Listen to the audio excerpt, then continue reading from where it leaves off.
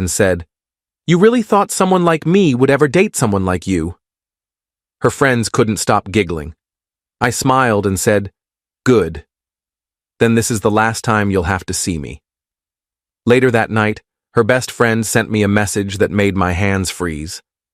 "I'm 30 years old. I work in IT consulting, make decent money, keep myself in shape, and I've always been the kind of guy who minds his own business. I'm not the loudest person in the room, but I'm not invisible either. I thought I knew what I wanted. A stable relationship, someone genuine, maybe eventually a family. I thought I'd found that with Emma. We'd been dating for 8 months, met through mutual friends at a rooftop barbecue last summer. She was 27, worked in marketing, had this infectious laugh that made everyone around her smile. She was beautiful, sure, but it wasn't just that. She seemed kind. She seemed real. We clicked fast, late-night conversations, weekend trips, meeting each other's friends. I introduced her to my parents after 4 months. My mom loved her. My dad said she had good energy. I was falling hard. But there were signs I ignored, little things. She'd check her phone constantly when we were together, then laugh and say it was just work or her friends being dramatic. She'd cancel plans last minute sometimes, always with a reasonable excuse. Her mood would shift unexpectedly, warm and affectionate one day, distant and distracted the next. I told myself every relationship had rough patches. I told myself I was overthinking. 3 weeks ago, everything changed. It was a Friday night. We'd planned to meet at this trendy wine bar downtown that her friends loved. I got there around 8, wearing a button-down she once said made my eyes look nice. I spotted her at a corner table with 4 of her friends, Jess, Alicia, Maya, and someone I didn't recognize. They were already laughing, glasses half empty, the kind of pre-tipsy energy that makes everything funnier than it should be. I walked over with a smile. "Hey, sorry I'm a bit late. Traffic was insane." Emma looked up at me, and there was this split second where her expression was blank. Not warm, not welcoming, just blank. Then she glanced at her friends, and Jess smirked. "Oh, he actually showed up," Jess said. I laughed, thinking it was a joke. Of course I showed up. Why wouldn't I? Emma took a long sip of her wine. Then she set the glass down, looked me dead in the eye, and said, "Honestly? I don't know why you keep trying so hard." The table went quiet. Then Maya giggled nervously. "What do you mean?" I asked. Emma leaned back in her chair, arms crossed. "I mean, look at you. Look at us." She gestured around the table. "You really thought someone like me would ever seriously date someone like you?" Her friends couldn't stop giggling. Not loud, obnoxious laughter, just these little snickers, like they were in on some inside joke I wasn't part of. Alicia covered her mouth. Jess stared at her drink, grinning. I stood there for what felt like an eternity. My chest tightened. My face got hot. But I didn't yell. I didn't make a scene. I just smiled. Not a fake smile, but the kind you give when you finally understand something you should have seen coming. "Good," I said. "Then this is the last time you'll have to see me." I turned and walked out. Didn't look back. Didn't wait for a response. I could hear Emma say something behind me, maybe my name, but I kept walking. Got in my car, drove home, sat on my couch in the dark for 2 hours, replaying the whole thing in my head. I didn't cry right away. I was too numb, too confused. 8 months. I'd met her family. I'd helped her move apartments. I'd listened to her cry about her job, her insecurities, her past. And this was how it ended? In front of her friends, like I was some punchline she'd been waiting to deliver? Around midnight, my phone buzzed. A text from a number I didn't recognize. "Hey, this is Alicia, Emma's friend from tonight. I need to talk to you. I'm so sorry about what happened. You didn't deserve that." I stared at the message.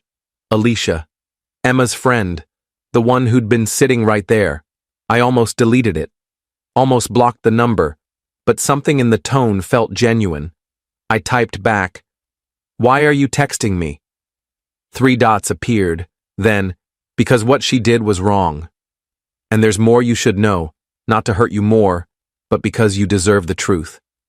Can we talk tomorrow?" My hands froze. Update 1: I didn't sleep that night. I kept staring at Alicia's message, reading it over and over. Part of me wanted to ignore it, just block everyone connected to Emma and move on. But I couldn't. The phrase, "There's more you should know," kept echoing in my head. At 2 in the morning, I finally replied, "Fine. Coffee shop on 5th and Main, noon tomorrow." She responded instantly, "I'll be there. Thank you." The next day felt surreal. I went through my morning routine on autopilot. Shower, coffee, staring at my phone, wondering what I was walking into. At 11:30, I drove to the coffee shop. Got there early. Ordered a black coffee I didn't touch. Sat by the window watching people walk by, wondering what the hell I was doing. At exactly noon, Alicia walked in. She looked different from the night before. No makeup, hair in a simple ponytail, wearing jeans and a sweater. She looked tired. She ordered tea at the counter, then sat across from me. "Thanks for meeting me," she said quietly. I didn't say anything, just waited. She took a breath. "Look, I know you probably don't want to hear from any of us ever again. I don't blame you. What happened last night was... I've been thinking about it all night. I couldn't sleep." "Why did she do that?" I asked. My voice came out flatter than I expected. "I don't know," Alicia said. "I mean, I have theories, but I don't really know. Emma's been my friend for 5 years, and sometimes I don't understand her at all." "What did you mean when you said there's more I should know?" Alicia looked down at her cup. "Emma's been going through something. I don't know all the details because she doesn't talk about it, but I know she's been seeing a therapist. Something about commitment issues, self-sabotage patterns. Jess mentioned it a few weeks ago." I felt a knot form in my stomach. "So this was... what? Some kind of test?" "I don't think so. I think she got scared. You were getting serious. You met her parents. She told me once that whenever things get real, she finds a way to destroy them before they can destroy her." Alicia looked up at me. "That doesn't excuse what she did. Nothing excuses that. But I thought you should know it wasn't about you. It was never about you." "It felt pretty personal," I said. "I know. And I'm so sorry. I should have said something last night. I should have stood up for you. Instead, I just sat there like a coward." We sat in silence for a moment. "Why are you telling me this?" I asked. "Because you seem like a good person." And I watched Emma destroy something good because she's too scared to let herself be happy. I've watched her do it before, just never that cruelly. And I realized I've been enabling her by staying quiet, by laughing along, by pretending her behavior is just Emma being Emma. Alicia pulled out her phone, hesitated, then put it away. "I was going to show you some messages, but I realized that's not my place. That would just be more drama, more pain. What I will say is this. Emma texted the group chat after you left last night. She didn't apologize. She didn't feel bad. She said she finally got the courage to end things and that she felt free." My chest tightened. "I left the group chat after that," Alicia continued. "I told Emma this morning that I can't be friends with someone who treats people that way. She called me a traitor. Jess and Maya are mad at me too. But I don't care anymore. I needed you to know that not everyone thought what happened was okay." I looked at this woman I barely knew, who'd risked her friendships to tell me the truth, and I felt something shift. Not better exactly, but less alone. "Thank you," I said, "for telling me. For being honest." "I'm sorry it happened at all," she said. We talked for another 20 minutes. She told me more about Emma's pattern, how she'd done similar things to previous boyfriends, though never quite as publicly. How Jess and Maya encouraged her worst impulses instead of calling her out. How Alicia had stayed friends with them out of habit, out of history, but realized she didn't actually like the people they'd become. When we left, Alicia gave me her number. If you ever need to talk, or if you have questions, reach out. I know I'm probably the last person you want to hear from, but the offer stands. I thanked her again and drove home. That night, I did something I hadn't done in years. I called my older brother, David. Update 2. David lives 3 hours away with his wife and 2 kids. We're close, but we don't talk about feelings much. We talk about sports, work, dad jokes. So when I called him Saturday night and said, I need advice, I could hear the surprise in his voice. What's going on? He asked. I told him everything. The relationship, the wine bar, the humiliation, the conversation with Alicia. I expected him to get angry on my behalf, maybe tell me Emma was trash and I should forget about her. Instead, he was quiet for a long moment. Then he said, How are you feeling right now? I don't know, I admitted. Confused. Hurt. Angry. Embarrassed. All of that makes sense, he said. You got blindsided. That's brutal, man. I'm sorry.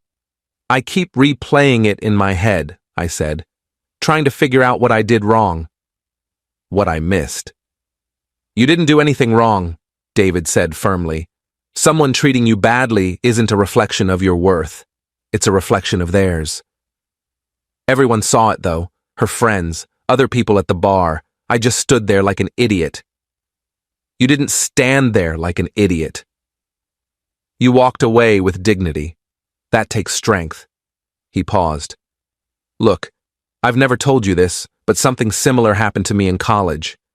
Girl I was seeing for almost a year broke up with me at a party in front of everyone, told me I was boring and she'd been seeing someone else the whole time. Seriously?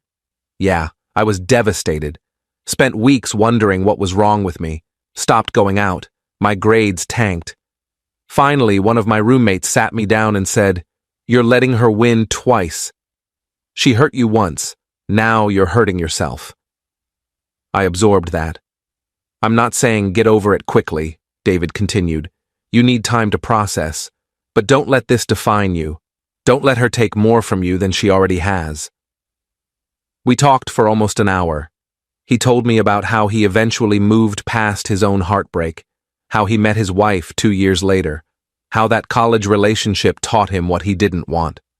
By the time we hung up, I felt lighter. Not fixed, but lighter. The next few days were hard. I took Monday off work, stayed in bed too long, ordered takeout, watched mindless TV, let myself feel everything I'd been pushing down. Tuesday, I forced myself to go to the gym. Wednesday, I went back to work. My coworkers noticed something was off. My boss, Karen, pulled me aside after a meeting. You okay? She asked. You seem distracted. Personal stuff, I said. I'm fine. She studied me for a moment. Breakup? I nodded. Take the time you need, she said, and if you need to talk, my door's open. I've been through my share of heartbreaks. They suck, but you get through them. That simple acknowledgement helped more than I expected. By Thursday, I was functioning again. Not great, but functional. I went to the gym every morning before work, started meal prepping again, called my parents and told them Emma and I had broken up. My mom wanted details, but I kept it vague. My dad just said, her loss, and changed the subject to football. I loved him for that. Friday afternoon, Alicia texted me. How are you holding up? I replied, better, taking it day by day. That's good. I'm proud of you. It was a weird thing to say, she barely knew me, but somehow it mattered. She added, I started seeing a therapist this week, realizing I've got my own stuff to work through. Figured if I'm going to call out toxic behavior, I should deal with my own patterns too. That's great, I typed back. Takes courage to do that. So does what you're doing. Moving forward instead of getting stuck in anger. Was I moving forward? I wasn't sure, but I was trying. Update 3. 2 weeks after the wine bar incident, something unexpected happened. I was at the grocery store on a Sunday afternoon, debating between pasta brands, when I heard a voice behind me. "Jake?" I turned. Emma stood there with a shopping basket, looking smaller than I remembered. No makeup, hair pulled back. She looked like she'd been crying recently. My first instinct was to walk away. My second was to say something cruel. I did neither. "Emma," I said neutrally. "Can we talk?" she asked. "Please, just for a minute." Every part of me wanted to say no, but curiosity won. "Fine. 1 minute." We stepped to the side of the aisle. She set her basket down and wrapped her arms around herself. "I'm sorry," she said quietly. "What I did was unforgivable." "I know that. I don't expect you to forgive me. I just needed you to hear me say it." I waited. "I've been in therapy," she continued, "trying to figure out why I do the things I do. My therapist says I have this pattern of pushing people away when they get too close. Something about fear of abandonment stemming from my parents' divorce. It doesn't excuse what I did. Nothing does. But I wanted you to know it wasn't about you. You were amazing. You were everything I should have wanted." "But you didn't want it," I said. "I did. That's what scared me." Her eyes filled with tears. "When you introduced me to your parents, I panicked. It felt too real, too permanent, and instead of talking to you about it like an adult, I sabotaged everything in the worst way possible." I studied her face. She looked genuine, broken even. A month ago, this conversation would have destroyed me. Now, I just felt tired. "I appreciate the apology," I said, "but it doesn't change anything." "I know. You humiliated me in front of your friends. You made me feel worthless. And according to Alicia, you didn't even feel bad about it afterward." Emma flinched. "I did feel bad. I didn't know how to admit that, so I pretended I didn't care. I'm really good at pretending." "I can tell." We stood there in uncomfortable silence. "Are you seeing someone?" she asked. "That's not your business anymore." "Right. Sorry." She wiped her eyes. "I just want you to know that you didn't deserve what I did. You were a good boyfriend, a good person. I hope you find someone who appreciates that." "I hope you figure out whatever you need to figure out," I said, and I meant it. Not because I wanted to reconcile, but because holding on to anger felt exhausting. Emma nodded, grabbed her basket, and walked away. I stood there for a moment, processing what had just happened. Then I grabbed my pasta and continued shopping. That night, I called David again. "She apologized," I told him. "How do you feel about that?" "I don't know. It felt genuine, but it also felt too late." "It probably is too late," David said, "but at least she acknowledged it. Some people never do.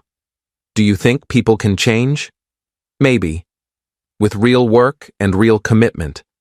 But that's not your responsibility. Your responsibility is to yourself." He was right. Update 4. A month passed, then another. Life started to feel normal again. I got promoted at work. Nothing huge, just a senior consultant position, but it came with a raise and more autonomy. I started going to a weekly basketball pickup game at the community center, made some new friends.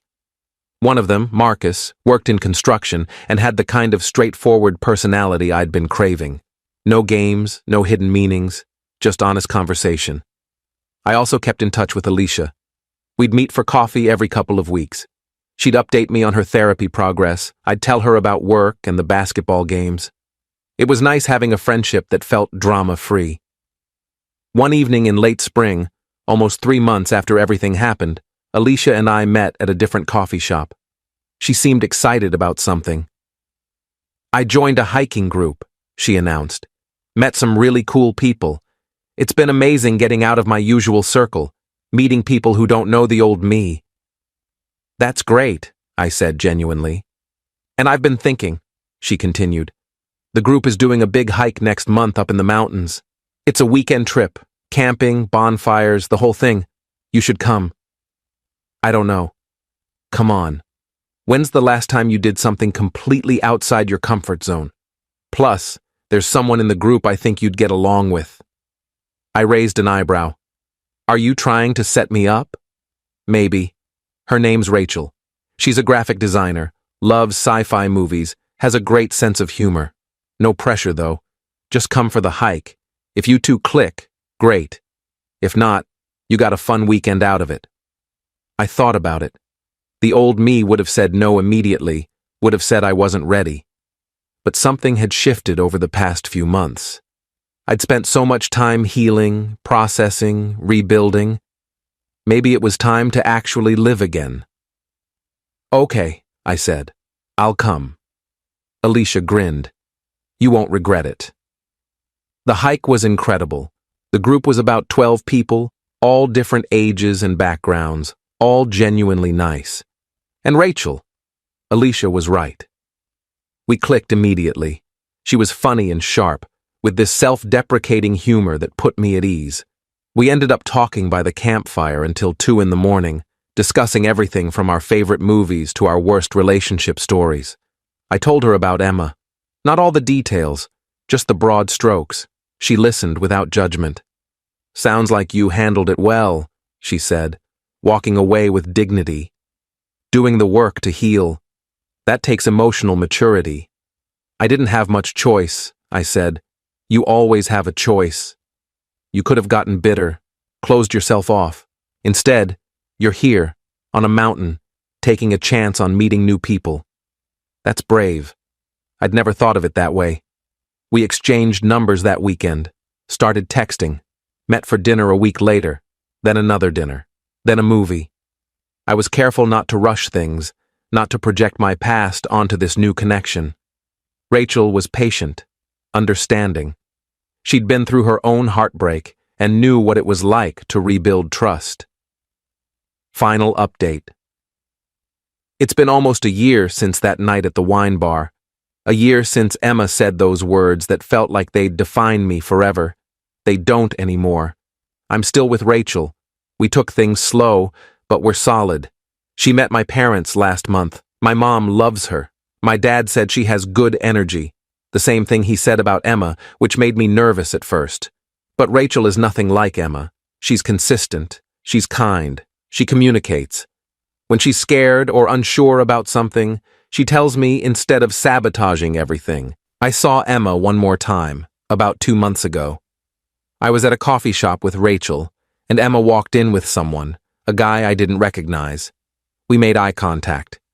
She gave me a small, sad smile. I nodded back. That was it. No conversation, no drama, just 2 people who used to know each other, moving in different directions. Alicia is doing great. She's in a relationship now, too, with someone she met through the hiking group. We still meet for coffee, but less frequently now that we both have full lives. She told me recently that leaving her old friend group was the best decision she ever made. She's lighter now, happier. I think about that night sometimes. The humiliation, the pain, the feeling that I'd never recover. But I did recover. Not because I got revenge or made Emma feel as bad as she made me feel. I recovered because I chose to. Because I did the work. Because I surrounded myself with people who genuinely cared about me. My brother David was right. Emma hurt me once. I didn't let her hurt me twice by staying stuck. I won't pretend it was easy. There were dark days.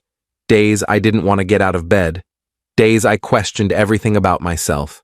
But those days passed. And on the other side was a life I'd built intentionally, with people who valued me. Someone asked me recently if I'd forgiven Emma. I don't know if forgiveness is the right word. I've let go of the anger. I've accepted that what happened says more about where she was in her life than anything about my worth. I hope she's doing better. I hope her therapy helped. But whether it did or not isn't my concern anymore. I'm focused on my own life now, on Rachel, on my career, on the friendships I've built, on being the kind of person I'm proud to be. That night at the wine bar taught me something important. How someone treats you in your worst moment tells you everything you need to know. Emma showed me exactly who she was, and I showed myself that I could survive it, learn from it, and build something better. That's not revenge. That's growth. Edit 1. Someone asked if I ever found out why Emma acted the way she did at the wine bar specifically. Honestly, I'll never fully know. My best guess, based on what Alicia said and Emma's own admission, is that she panicked about how serious things were getting and chose the nuclear option. Some people break up quietly. She chose chaos. That's on her, not me. Edit 2. A few people mentioned that Alicia sounds like a great person for reaching out. She really is. Not many people would risk their friendships to do the right thing. I'm grateful she did. Our friendship has been one of the unexpected good things that came from all of this. Edit 3. For anyone going through something similar, give yourself time. Don't rush the healing process. Talk to people you trust. Consider therapy if you need it. Focus on rebuilding your self-worth. And know that how someone treats you isn't a reflection of your value. You're going to be okay, I promise.